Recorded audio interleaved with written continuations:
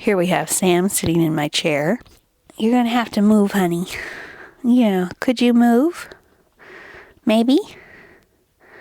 Yeah. Look at his little stripy tail. It's so cute. It's so cute.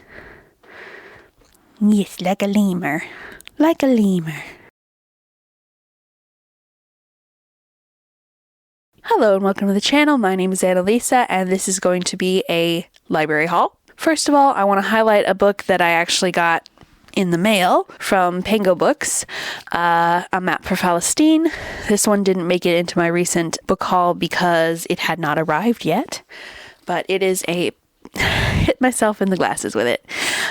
This is a picture book and it's really beautiful, and there should be a review up of it, maybe in my May wrap-up or something. Okay, so the book haul. First of all, we have these books that are for Pride. First of all, I'm going to tell you about my books that I have checked out digitally.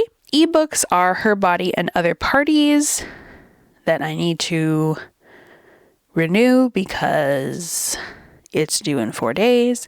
Parable of the Sower, the graphic novel edition, which I'm having a much easier time with than I did with the prose version. Patience and Esther, that one's for Pride, by S.W. Surley. The Last Hope in Hopetown, also for Pride. I think it's a middle grade. I also have Magic Bites by Alona Andrews, which I heard recommended by an author booktuber on here.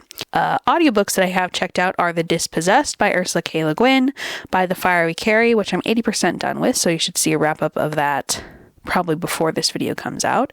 That's by Rebecca Nagel, and it is the generational long fight for justice on native land, specifically the 5 tribes who were part of the Trail of Tears, focusing on them before, during, and after that, up to current day. And then Undead Girl Gang, which I think is queer, but I'll find out about that. Deep as the Sky, Red as the Sea by Rita Chang Epig. And for Pride, I have The Other Woods, which I also have here physically, but I will probably read on audiobook. I really love Libby and that my library has an audiobook collection. I read a lot of books that way. So for Pride books, we have Both Can Be True by Jules Macias. I think this is about a kid who is gender fluid, I think. Then we have a manga, which is My Love Mix-Up. Is this number 7? It is. How did I mess that up? At least there's time when I'm filming this before Pride Month starts to fix that and get the first one. Oh dear. Wrong Answers Only, which is the group read for Queer Lit Readathon. Small Town Pride by Phil Stamper, which I found on the LGBTQ plus middle grade quest on Pagebound. Every Bird a Prince by Jen Reese. Found that in the same place. And then The Other Woods, also found on that quest. Then I have a bunch of books checked out from the library that are not for Pride, that I may read in May, or I may read in July, or I may read during Pride Month if I feel so inclined. Also, another side thing to show you is this beautiful letter that I got.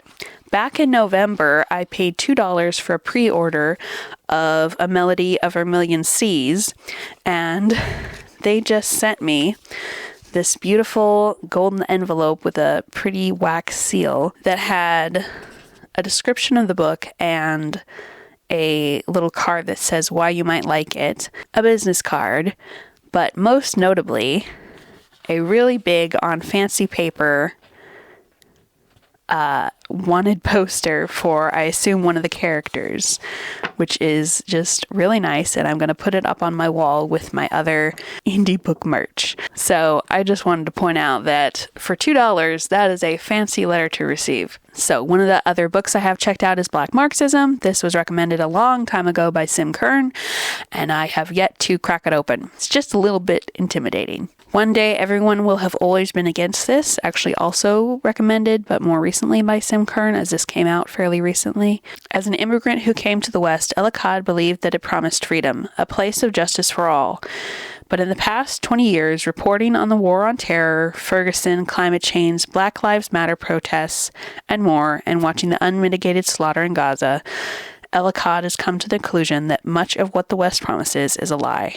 An indigenous people's history of the United States, also intimidating, but maybe possibly a little less so than Black Marxism. And I think I need to apply like a 1 chapter a week program to both of those books, because breaking it down should help me actually read them.